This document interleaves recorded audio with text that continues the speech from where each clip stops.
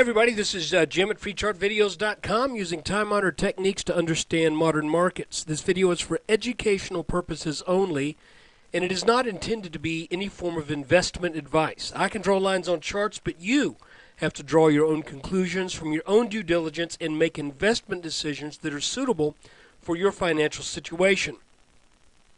I am not a licensed professional, just a guy that draws lines on charts. So let's see where the line is in the sand in the S&P 500. Okay, we are looking at a two-day chart, and what I've done is I've cleaned this chart of almost every line except for now one, and this is drawn from the bottom of the market, the end of the bear market on March 9th, 2009. I've drawn this across this low point here in late August 2010, and now we're looking at where that line was touched just last Friday in early June 2011. And I think the fact that that line is now being touched and also added with some of the additional weakness that we've seen, particularly in the Russell Index and some other things, I think that should give everyone pause to look very closely at what happens over the next couple of days.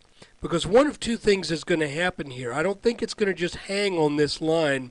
Either this market's going to bounce strongly this week and we're going to start to head back up, or the market is going to continue to sell down, and then we have to start looking to see if this is a break in trend over the bull run that's been more than 2 years long, or is it going to be setting up another consolidation? I want to remind you that there was a trend that was running about like this in the markets, where this was a one-time support line,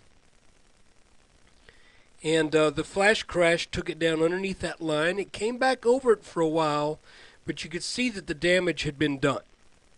So additionally, there was a little tiny head and shoulders top right here that kind of gave a clue that that might be happening.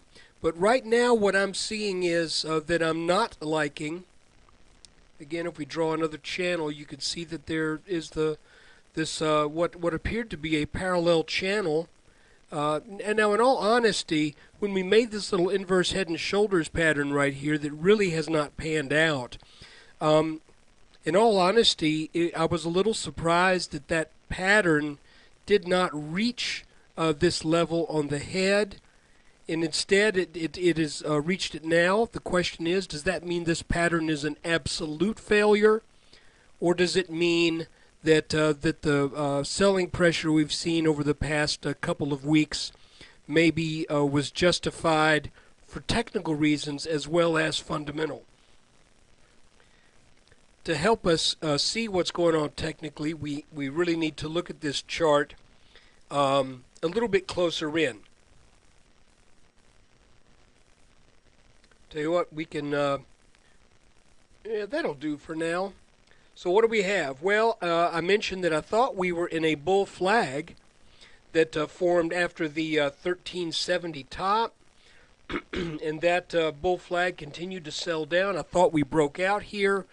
Early last week, it looked like maybe smooth sailing, but now the S&P has come back down to the bottom of this and even violated the bottom. Now, I'll be honest with you, and I want to. Everything I'm going to say today is going to have something of a caveat, because really the markets right now sit at a crossroads, and I cannot tell you for sure which way it's going to go. I can tell you there are reasons to think it may go up, but I can also tell you that there are reasons to think it may go down. So that might mean the best thing to be right now is maybe in a little bit more cash.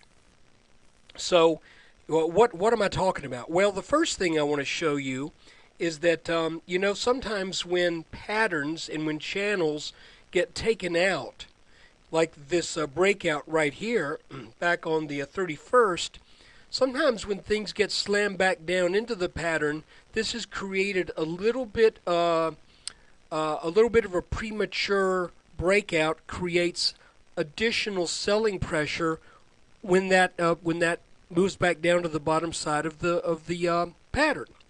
So a false breakout to the upside, it's almost like a pendulum. It got a little kicked here, and now it comes down, and it's got a little bit more steam coming back down as well.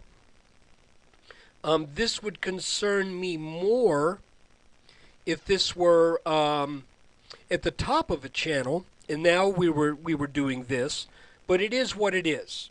If we look at a 10-minute chart, what I want to show you is once this green channel broke, we entered into a very steep decline in a not an extremely well-formed channel, but if you kind of take the top here and this peak, and you look at also where the bottoms were, and you make those roughly parallel, you can see that really in just a day and a half, the sell-off was really steep and confined to these blue lines. Then it looked like, hey, here we go, we're going back up. I thought this might be an inverse head and shoulders here, but it sold back down. It back tested this line, started to come back up, and now looks like it has come back down to that same level that existed where that back test is. Well, what does all this mean? Well, what I think it means is that is one of the signs that that somebody who might be I don't want to say a perma bull, but somebody who believes this market still has legs may look at that and say, well, I think we head up this week. I think maybe we even establish 1316 as resistance, maybe make an even larger inverse head and shoulders pattern, with this being the left shoulder head and maybe a right shoulder. Again, folks, that's a guess. I'm just telling you what might be going through some people's minds. And it's certainly worth keeping an eye on if we do rally on Monday and get up into the 13 teens area. You would watch this line right here. But if that were to be an inverse head and shoulders, then we would end up with a case where, well, you know, we're going to go back and maybe start to rally back up again. But look, you got to watch this thing like a hawk now, because that move right here, if you look at where this line is drawn, here, I'm at the lower range of these days. Follow that line up. Where'd that line go? Bear with me.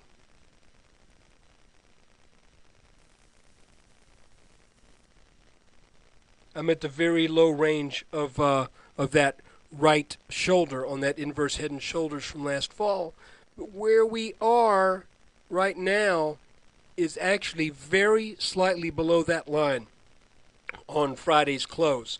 Now, please keep in mind that that there are certain things that a lot of really good technical analysts will tell you about violations and what makes them technically significant.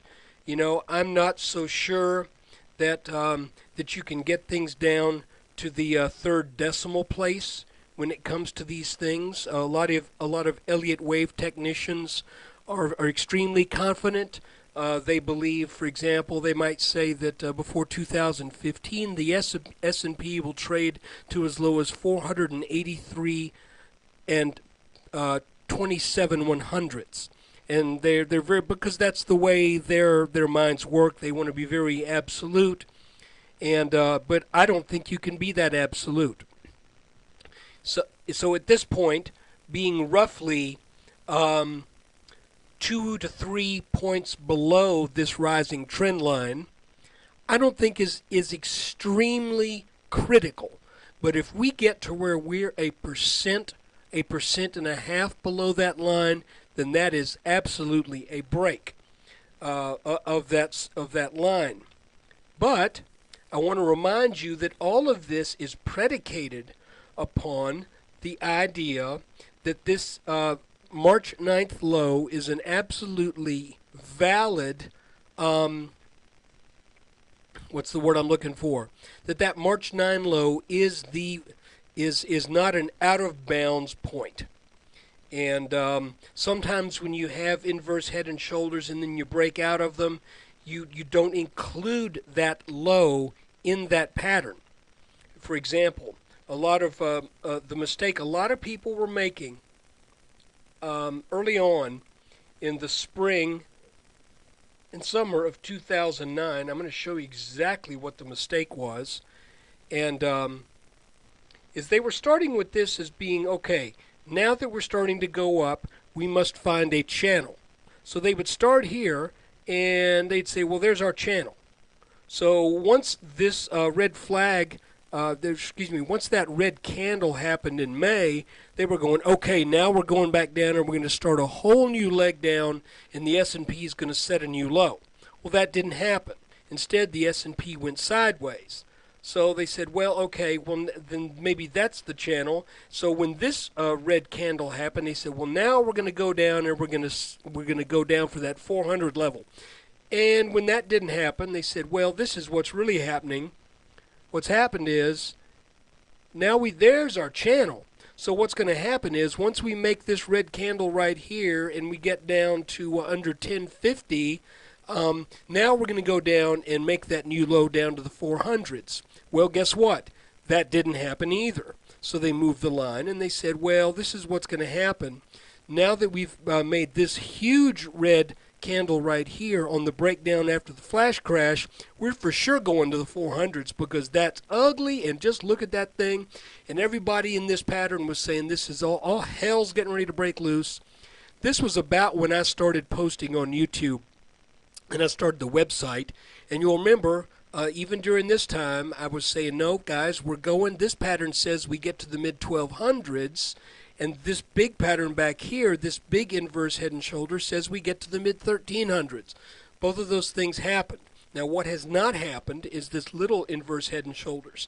It has not played out the way one would expect. But you can see how drawing this line under various lows from this 3.9 low has not served well under a lot of circumstances. So even if this line breaks, does that mean this is the end of it? We have to read this thing from day to day. I think, however, in light of everything we've seen, when we do have these breaks, like there's one, pretty ugly. There's one, pretty ugly. We can see that there is often a fairly steep sell-off that occurs in the form of a corrective trend. So let's now take a look again at what we thought was going to be I'm going to have to go to a 2-hour chart, I believe, here. Correct. There is our suspect inverse head and shoulders. And you can see that it did break the neckline. It also broke this trend line, but it just didn't have the giddy up to go where the indication was, and that was to the mid 1420s to as high as 1432. That is the measurement from this pattern. Now I've had some people say, no, this inverse head and shoulders made its target, and its target was 1370. Baloney. That's not what the target is. The target is the depth of the head measured from the headline, from the neckline, and that's at least the 1420s. So you have to say either this pattern is a failure or it's setting up some other pattern. Right now, I am not comfortable sticking with the target from this pattern unless the market shows me something else in the next few days. So I'm not looking for 1425 right now. I'm looking for a sense of direction in the markets. There have been people who've said that when do you know when an inverse head and shoulders, or for that matter any head and shoulders pattern, has failed? A lot of people will say, well, it fails when it breaks over the neckline and then comes back down below it. But there are also some people who will say, no, it fails when it breaks down below that neckline and violates the line drawn between the bottom of the head and the bottom of the right shoulder. Okay? Other people will say, no, the pattern has failed when you set a new low that is below the level of the right shoulder. So you can see that as far as the failure of this pattern goes, two criteria have been met. And that is, broke the neckline, came back below the neckline. Also, violated this line, which is from the head to the bottom of the right shoulder. However, there are as many technicians who will say that Head and Shoulders patterns often will get what they might call a shoulder test or a head test. I'm not necessarily a believer in that, because I think a nice clean Head and Shoulders should not have done what this did. But it is what it is, and that's what we're dealing with. Let's see what happens tomorrow. I'm thinking that a violation of this line would probably say, well, we've met all three definitions of when an inverse Head and Shoulders fails. You can see that this line was support back here in late February. It was support again actually here in early March. It was support here in middle of April. And now we're looking for it as potential support again in early June. So let's see what happens tomorrow. I do want to let you know, I don't have to share this with you, but I was fortunate last week that some of the stocks I had did well. Some did not do very well, but I had actually my largest stock I had the most number of shares and the most dollars in was Sprint, and that did well. I took profits in Sprint at the end of the week. I also took profits in Glue Mobile, GLUU, and but most of my other stuff, I'm in no 3x leveraged funds at this point. I think that'd be nuts. So there you have it. I want to see what the market serves up in the way of a clear sense of direction, because obviously we've essentially gone sideways since late February. So this has been what you might say is almost, I don't want to say an exercise in futility, but here we are right where we were in late February, and we've been a little lower than where we are today, and we've been a little higher than we are today. So let's keep our eyes on it. Let's see what develops. Thanks for watching this video, and thanks for your support. Please come visit us at freechartvideos.com, where I depend upon your web traffic to keep this free. So anyway, thanks for watching, and there'll be another video after the close tomorrow. Oh, this is the video, by the way, for the end of the week, for the close on June 3rd, 2011.